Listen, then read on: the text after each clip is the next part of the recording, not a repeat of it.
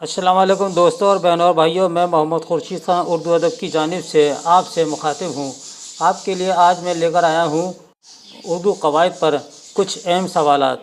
दोस्तों, अभी तक आपने सब्सक्राइब नहीं किया है चैनल, तो इसी वक्त ही सब्सक्राइब कर लें और इसको हर वीडियो को लाइक करें और शेयर करें।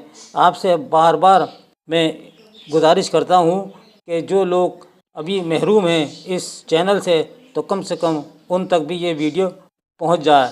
तो थोड़ी सी आप भी कोशिश कीजिए, मैं आपसे अपील करता हूं। तो आइए मैं शुरू करता हूं उर्दू कवायद पर कुछ अहम सवालात। उर्दू कवायद में अल्फाज और जुमलों के मजमूई इल्म को क्या कहते हैं? जवाब है सर्फ़ व नहव कहते हैं। दूसरा सवाल, उर्दू कवायद में जुमलों को कितने हिस्सों में तकसीम किया गया है? जवाब है 2 हिस्सों में। पहला हिस्सा सर्फ़ और दूसरा नहव, इन 2 हिस्सों में तकसीम किया गया है। तीसरा सवाल है, वो जुमला जो हमें अल्फाज के बारे में बताता है, इसको हम क्या कहते हैं? इल्म सर्फ़। जवाब ये है। जिसके ज़रिए जुमलों की साख्त, इनकी बनावट और इनकी ज़ाहिरी शक्ल का इल्म होता है, इसको हम क्या कहते हैं? इल्म नहव। तो दोस्तों, ये बहुत इम्पोर्टेंट सवालात हैं, इसे आप बिल्कुल अच्छी तरह रट लीजिएगा।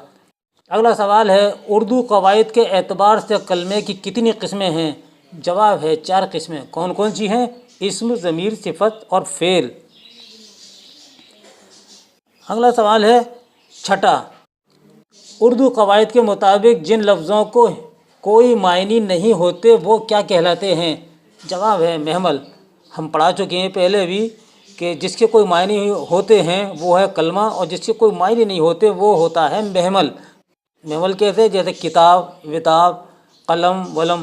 तो ये कलम, किताब और वलम जो है जिसमें वाव लग जाता है, ये बिल्कुल बेमायनी अल्फाज हैं, इसको हम महमल कहते हैं। याद रखिए कि महमल जिसके कोई मायने ना हो।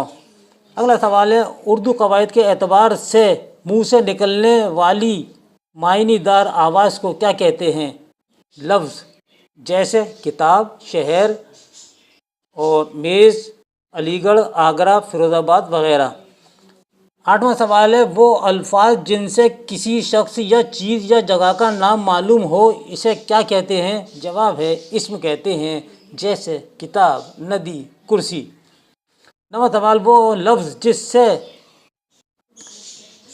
किसी काम का करना या होना पाया जाए, इसको क्या कहते हैं? जवाब है फ़ेल कहते हैं, जैसे करीम किताब पढ़ता है, इस जुमले में पढ़ता है फ़ेल है। अगर ये आ जाए कि अकबर किताब पढ़ता है, इसमें फ़ेल कौन सा है, तो आप यही जवाब देंगे कि ये फ़ेल जो है इसमें पढ़ता है, ये फ़ेल है। 10वां सवाल, हम कल आएंगे, तुम नहीं जाओगे, इन जुमलों में हम और तुम क्या कहलाएंगे? तो जवाब है ज़मीर कहलाएंगे। अब आइए 11वां सवाल है, ये रहा आपके स्क्रीन पर। जिन अल्फाज से नर या मर्द ज़ाहिर हो, कवायद के एतबार से क्या कहलाएंगे? मुज़क्कर। यानी नर या मर्द को हम मुज़क्कर कहते हैं। 12वां सवाल, उर्दू कवायद के एतबार से जिन जुमलों में मादा या औरत ज़ाहिर हों, इसे क्या कहते हैं? इसको कहते हैं मुअन्नस। 13वां सवाल, आइंदा यानी आने वाले ज़माने को क्या कहते हैं? जवाब है मुस्तक़बिल। लेकिन उसके जुमले के आखिर में क्या होगा? गा, गी, गे। जैसे कि वो कल दिल्ली से आएगा और हमारी बहन कल आगरे से आएंगी, या वो स्कूल से आएंगे। तो जितने भी गा, गी, गे लगेगा तो ये मुस्तक़बिल है। आइए, उर्दू कवायद की रोशनी में मौजूदा ज़माने को क्या कहते हैं? ज़माना हाल कहते हैं। यानी जो मौजूदा है इसको क्या कहते हैं? ज़माना हाल।